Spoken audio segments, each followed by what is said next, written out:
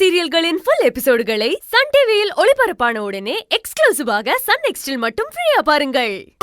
வாங்க. நிச்சயம் முடிஞ்சதும் அந்த டியூட்டில ஜாயின் பண்ணிடுங்க. ஆமா, தோ இங்கதான் நான் ஊருக்கு வந்திருக்கேன். நான் கூப்பிடுறேன். வணக்கம்மா. வணக்கம் வணக்கம். வாங்க உட்காருங்க. இருக்கட்டும்மா, பரவாயில்லம்மா. உன்னால ஒரு உதவி ஆகணும்மா, அதுக்காக தான் உன்னை தேடி வந்தோம். சொல்லுங்க, என்ன பண்ணணும்? அது எனக்கே தர்ம சங்கடமா இருக்கு.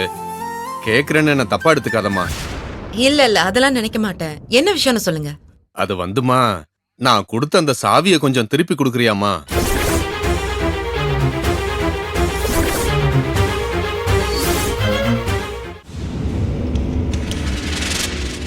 என்னங்க இது? வருஷம் சாமியோட நகைப்பெட்டிய உங்க வீட்டு பொண்ணுங்க கையால தான் திறக்கணுங்கிறது வழக்கம். அதனால சாவியை நீங்களே வச்சுக்கோங்கன்னு வீடு தேடி வந்து மரியாதையா கொடுத்துட்டு போனீங்க.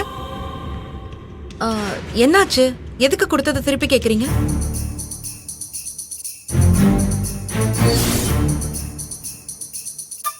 ஏன் அவங்க கிட்ட சாவியை கொடுத்தீங்கன்னு ஊர்ல யாராச்சும் உங்க கிட்ட பிரச்சனை பண்ணாங்களா? அப்படி எல்லாம் எதுவும் கிடையாதுமா.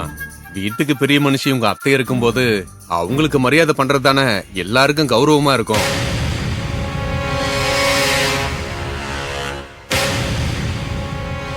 அதான் சாவியையும் அந்த தாம்பூலத்தட்டையும் வாங்கிட்டு போலான்னு வந்தோம்.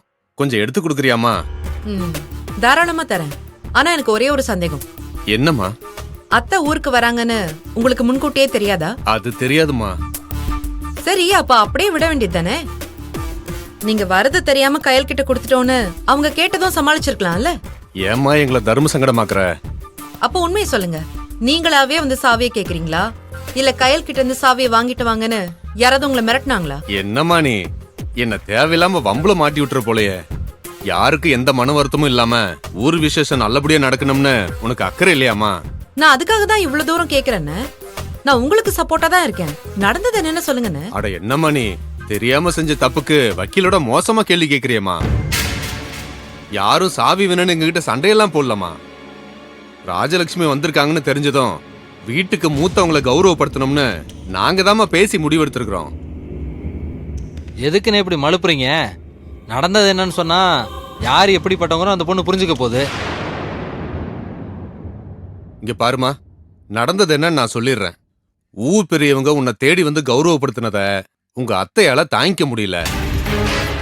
அந்த சாவியை வச்சுக்கிறதுக்கு அவளுக்கு என்ன தகுதி இருக்கு? இந்த வீட்டோட பொண்ணு நான் இருக்கும்போது அவகிட்ட ஏன் கொடுத்தீங்கன்னு எல்லாரையும் காட்டு கத்து கத்துறாங்க.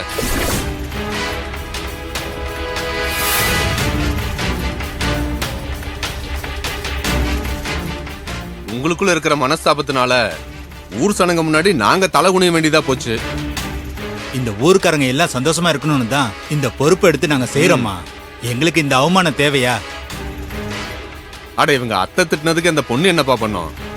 ஏமா அந்த சாவி கொஞ்சம் எடுத்து தரையாமா? இருங்க வரேன். சரிம்மா.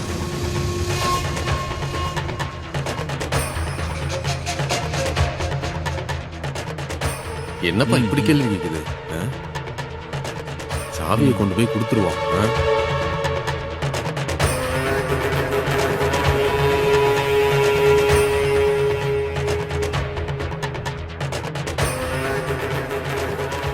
குடுமா. வாங்க போலாம். நீ எதுக்குமா வர்ற? என்னாலதான் அத்தை கிட்ட உங்களுக்கு கெட்ட பேரு. அத நானே வந்து சரி பண்றேன். இல்லம்மா, நீ வந்தா நல்லா இருக்காதுமா. நீ வந்தா உன் அத்தை எதிர்த்து பேசுற மாதிரி ஆயிடும். என்னால நீங்க தலகுனிய மாட்டீங்க. நம்பி கூட வாங்க. கையில் நீ போக வேண்டாம். அவங்க கிட்டே சாவியை கொடுத்து விட்டுரு. என்னம்மா பேசுற நீ? நம்மளால ஊர் பெரியவங்க எல்லாம் அத்தை முன்னாடி கை கட்டி நிக்கலாமா? கடுப்புல இருக்கிற அத்தைய நான் சரி பண்றேன். அண்ணே நீங்க வாங்க போலாம். வாங்க வாங்க வாங்க.